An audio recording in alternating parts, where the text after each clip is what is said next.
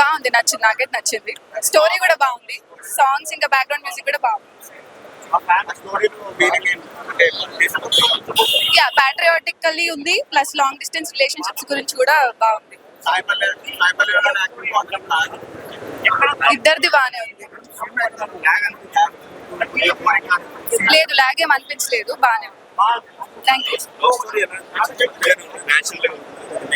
Natural గానే ఉంది, drama లాగైతే లేదు.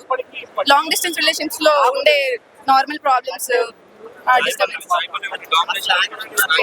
నాగ చైతన్యనే బాగుంది. స్లాంగ్ అంటే మనకు కొత్తగా అనిపిస్తుంది, అటు సైడ్ వాళ్ళకైతే అలవాటు ఉంటుంది కాబట్టి కొంచెం అర్థం కావడానికి కొంచెం ఫోకస్ చేయాలి. తెలీదండి, ఇప్పటికైతే బాగుంది. యా, 4.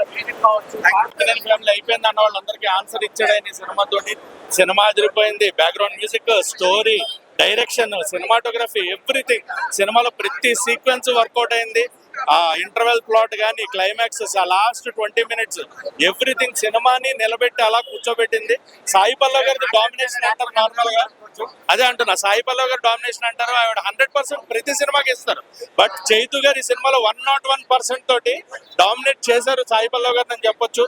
మ్యూజిక్ పరంగా దేవి గారు అయితే అద్భుతం అనమాట. Background music, songs, sad version, Bujji Thalli sad version కానీ, నమో నమ శివాయ సాంగ్, హైలసా హైలసా, థియేటర్ లో ఆడియన్స్ ఎంజాయ్ చేస్తున్నారు, ఎక్కడ బోర్ కొట్టకుండా. ఫస్ట్ నుంచి చివరి దాకా ఒక ఆడియన్స్ కూర్చున్నాడంటే సినిమా సక్సెస్ అయినట్టే. సో ఖచ్చితంగా బ్లాక్ బస్టర్ సినిమా. అండ్ 100 కోట్లు అంటున్నారు, ఖచ్చితంగా 150-200 కోట్ల పైన కొట్టే సినిమా ఇది. ఫిబ్రవరి నెలలో #1 సినిమాగా ఇది ఒకటి ఉండిపోతుంది. తండేల్ అనేది ఫిబ్రవరి నెలకి ఇది ఉండిపోతుందని ఖచ్చితంగా చెప్పొచ్చు. అక్కినేని ఫ్యాన్స్ అందరూ అల్లు అరవింద్ గారు చెప్పినట్టు కాలర్ ఎగరేసుకుని తిరిగే రోజు అనమాట ఇది. సో అక్కినేని ఫ్యాన్స్ పండగ చేసుకోండి. నిజంగా యు గాట్ ఎ హిట్. నిజంగా మీకు తండేల్ దొరికేశాడు. అక్కినేని లెగసీ క్యారియర్ చైతు బాబు సినిమా దొల్లగొట్టేసింది భయ్య.